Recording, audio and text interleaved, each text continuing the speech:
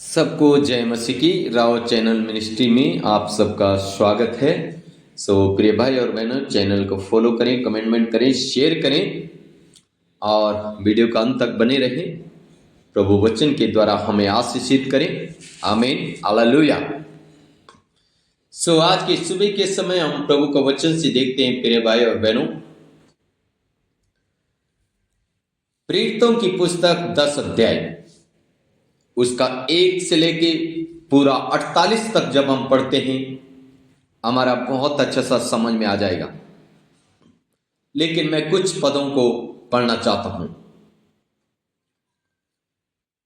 यहां पे एक कुरनेलियुस नामक का व्यक्ति है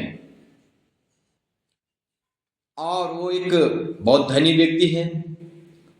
वो सूबेदार है, सेना का सूबेदार है और अपना घराने में हष्ट पुष्ट है, धन दौलत है, सब कुछ है उसके पास, बीवी हैं, बच्चे हैं, सब कुछ है उसके पास। लेकिन उसके पास यीशु मसीह नहीं है। जिसके पास आज परमेश्वर नहीं है उसकी जिंदगी अधूरी है, और जिसके पास यीशु मसीह है उसके पास कुछ हो या ना हो उसके लिए यीशु ही प्यारा है। आमीन, हालेलुया। लिखा है ये कुरनेलियुस एक अविश्वासी व्यक्ति है और इसको यहूदी लोगों ने, विश्वासियों ने सुसमाचार सुनाया। ये प्रभु में आ गया, इसने विश्वास करना शुरू किया, परमेश्वर का वचन को फॉलो करना शुरू किया। इसलिए हम देखते हैं इसके बारे में लिखा है, कैसरे में कुरनेलियुस नाम का एक मनुष्य था जो इतालनी नामक पलटन का सूबेदार था। वो भक्त था और अपने सारे घराने समेत परमेश्वर से डरता था और यहूदी लोगों को बहुत दान देता और बराबर परमेश्वर से प्रार्थना करता था। उसने दिन के तीसरे पहरे के निकट दर्शन में स्पष्ट रूप से देखा कि परमेश्वर का एक स्वर्गदूत उसके पास भीतर आकर कहता है, हे कुरनेलियुस। उसने उसे ध्यान से देखा और डर कर कहा, हे प्रभु, क्या है? उसने उससे कहा, तेरी प्रार्थनाएं और तेरे दान स्मरण के लिए परमेश्वर के सामने पहुंचे हैं। अब याफा में मनुष्य भेजकर सोमोन को, जो पतरस कहलाता है, बुला ले। वो सोमोन चमड़े का धंधा करने वाले के यहां अतिथि है, जिसका घर समुद्र के किनारे है। जब वो स्वर्गदूत जिसने उससे बातें की थी चला गया तो उसने 2 सेवक और जो उसके पास उपस्थित रहा करते थे उनमें से एक भक्त सिपाही को बुलाया और उन्हें सब बातें बताकर याफा को भेजा। हालेलुया। प्रिय भाई और बहनों, कुरनेलियुस की प्रार्थना, कुरनेलियुस का दान स्वर्ग में पहुंचता है और स्वर्ग में पहुंच के परमेश्वर को स्मरण आता है और परमेश्वर स्वर्गदूत को भेजता है। कुरनेलियुस अपने घर में कोठरी के अंदर दिन में 3 बजे प्रार्थना कर रहे हैं।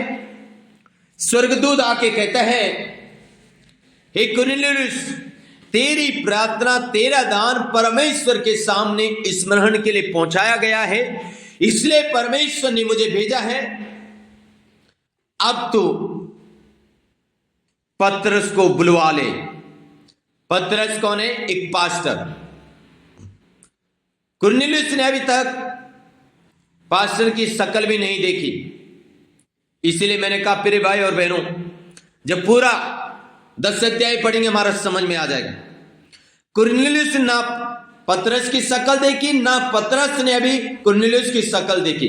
लेकिन कुरनेलियुस की प्रार्थना कहां पहुंच रही है, कुरनेलियुस का दान कहां पहुंच रहा है, ये बड़ा इंपॉर्टेंट भाग है।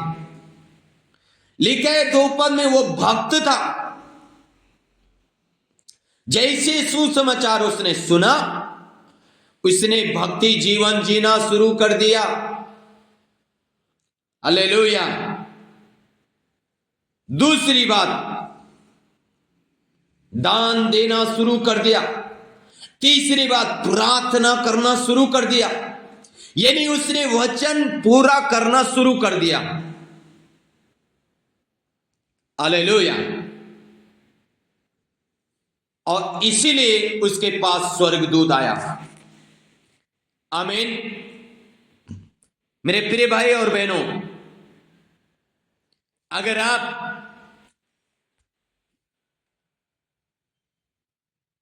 परमेश्वर का भय मानते हैं, भय में जीवन व्यतीत करते हैं, बराबर प्रार्थना करते हैं, दान देते हैं, आपके पास भी स्वर्गदूत आएगा यीशु मसीह के नाम में। हालेलुया। इसलिए मेरे प्रिय भाई और बहनों, कुरनेलियुस ने अपने सेवकों को भेजा। पतरस चमड़े के धंधे के करने वाले व्यक्ति के घर में रुका हुआ है, और वहां से बुला के लेके आते हैं। तब पतरस क्या कहता है 34 पद में, तब पतरस ने कहा, अब मुझे निश्चय हुआ कि परमेश्वर किसी का पक्ष नहीं करता। क्या कह रहा पतरस? अब मुझे निश्चय हुआ कि परमेश्वर किसी का पक्षपात नहीं करता है। मेरे प्रिय भाई और बहनों, सच है कि परमेश्वर किसी का पक्षपात नहीं करता। ये नहीं, अगर आपका अंदर परमेश्वर का भय है, परमेश्वर का वचन आप पूरा कर रहे हैं, परमेश्वर भी आपके साथ पक्षपात नहीं करेगा। परमेश्वर भी आपकी प्रार्थनाओं का उत्तर आपके पास भेजेगा और स्वर्गदूत लेके आएंगे यीशु मसीह के नाम में। आमीन। हालेलुया। पतरस कह रहा है परमेश्वर किसी का पक्षपात नहीं करता। हालेलुया। अब 35 वचन में लिखा है, पतरस कह रहा है, वरन हर जाति ने जो उससे डरता और धर्म का काम करता है, वो उससे भाता है। क्या कह रहा है पतरस?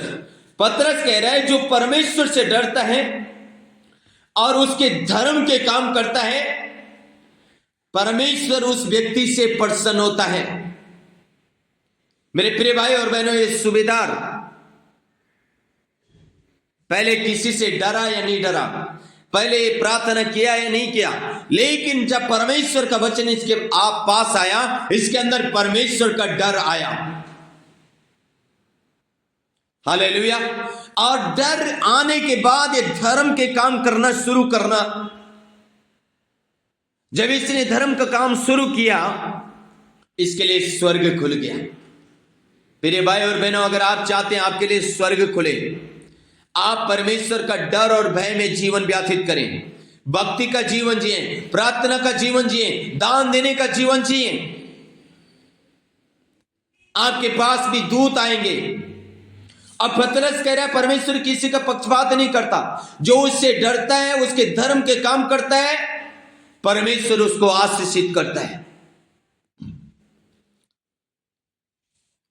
और 36 वचन में, जो वचन उसने इजरायलियों के पास भेजा, जब उसने यीशु मसीह के द्वारा, जो सबका प्रभु है, शांति का सुसमाचार सुनाया। हालेलुया। क्या किया पतरस ने? शांति का सुसमाचार सुनाया। मेरे प्रिय भाई और बहनों, मैंने जैसे कहा, पतरस ने सुसमाचार किस चीज का सुनाया? शांति का। इसका मतलब कुरनेलियुस के पास अभी शांति नहीं है। कुरनेलियुस के पास धन दौलत है, गाड़ी है, घोड़ा है, बीबी है, बंगला है, बच्चे हैं, सब कुछ है, और एक अच्छा पद भी है, अच्छा नौकरी भी है।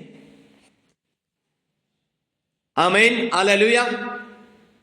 एक अच्छा नौकरी भी है,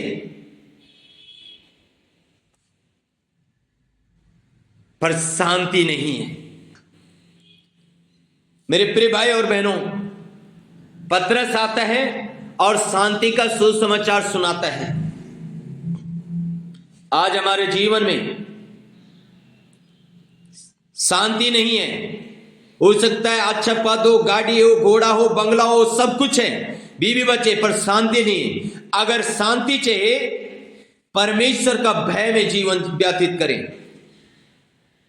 आमीन। जब आप परमेश्वर का वचन में जीवन व्यतीत करेंगे, प्रार्थना का जीवन जिएंगे, दान देने का जीवन जिएंगे, परमेश्वर को समर्पण करेंगे, उसके भलाई के काम करेंगे, आपके लिए स्वर्ग खुलेगा और आपके पास भी शांति आएगी यीशु मसीह के नाम में। आमीन। इसलिए मेरे प्रियो, कुरनेलियुस के जैसे भक्ति का जीवन जिए। लिखा है वो एक भक्त था, आज हम भक्त बने। आमीन, हालेलुया। सो प्रभु इस वचन के द्वारा आशीषित करें। आमीन। सो के गॉड ब्लेस यू ऑल। प्रभु जी, हम प्रार्थना करते हैं आपका प्रिय बेटा और बेटियों के लिए। कोई ऐसा व्यक्ति है प्रभु, सब कुछ उसके पास है लेकिन शांति नहीं। मेरी प्रार्थना आज की रात शांति उसके ऊपर उड़ेल दे। आज की रात शांति से भरपूर कर दे। आज की रात शांति से आशीषित कर दे पिता, जिससे आपको महिमा मिले, आपका नाम ऊंचो प्रभु। पिता, आपने ऐसा किया इसलिए हम तेरे धन्यवाद। यीशु मसीह के नाम से मांगते हैं। आमीन, आमीन, आमीन।